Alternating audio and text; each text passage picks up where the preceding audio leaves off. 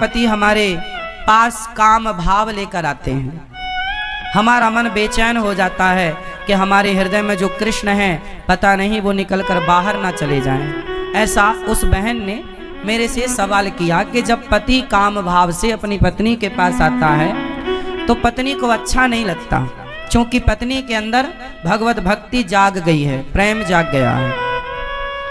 ये सवाल आप में से बहुत लोगों का भी हो सकता है, बहुत पुरुषों का भी हो सकता है, बहुत स्त्रियों का भी हो सकता है, पर चूंकि सवाल बड़ा अटपटा है तो लोगों को पूछने में भी संकोच होता है, इसलिए हम आपको इसका समाधान देते हैं। मैंने उनको ये बात समझाई, बता दिया उनको, शायद यहाँ बैठी हो तो वो चूंकि ऐसे प्रश्न सवाल माइक में तो वो कर नहीं सकती थी, पर सवाल तो सवाल है, तो हमने उत्तर सोचा कि चलो इस बहाने आपको उत्तर दे दें।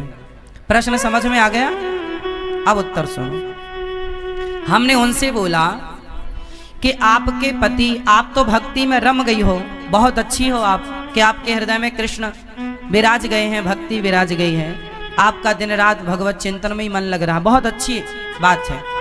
लेकिन जो आपके पति हैं अभी उनका मन विषयों में है, और यदि आपने भी इनकार कर दिया कि आप हमारे पास मत आओ तो आपके पति फिर पराई स्त्री के गामी हो जाएंगे, वो दूसरी स्त्रियों के पास जाने स्टार्ट कर देंगे, वैश्याओं का गमन करने लग जाएंगे, वैश्यागामी हो सकता है इसलिए तुम्हारा पति, इसलिए तुम्हारे अंदर तो कोई वासना है नहीं,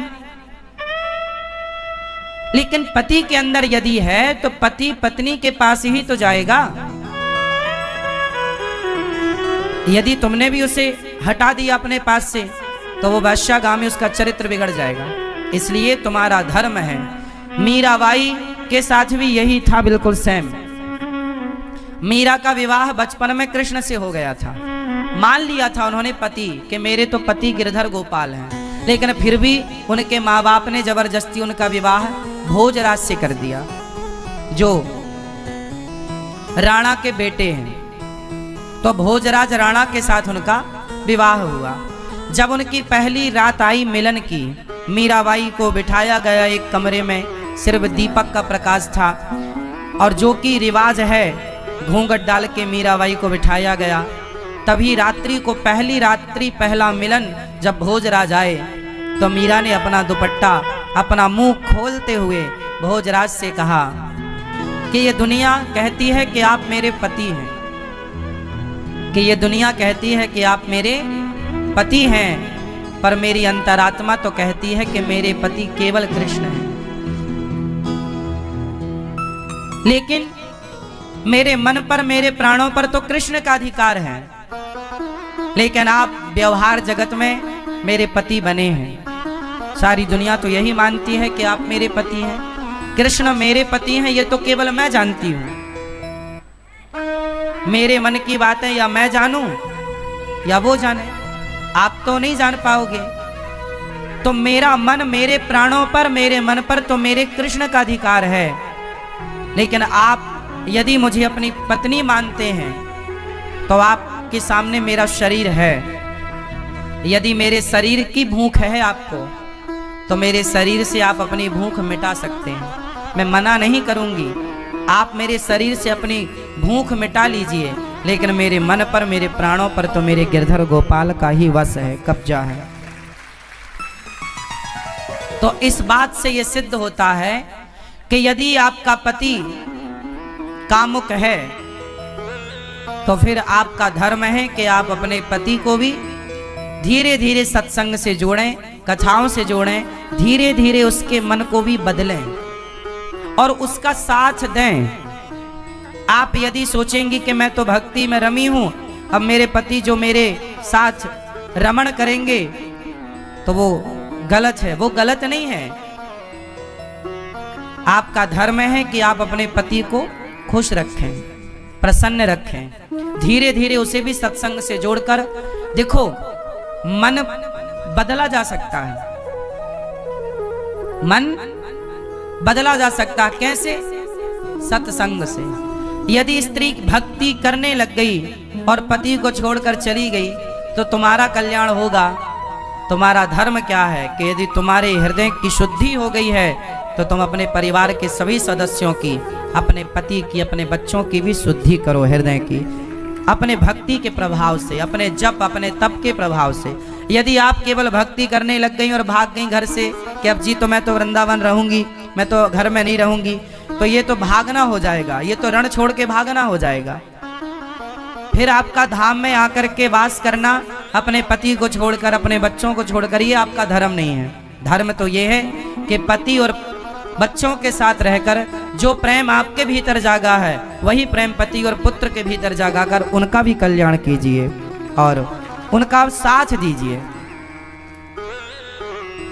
और ये पति पत्नी का अधिकार होता है एक दूसरे के लिए।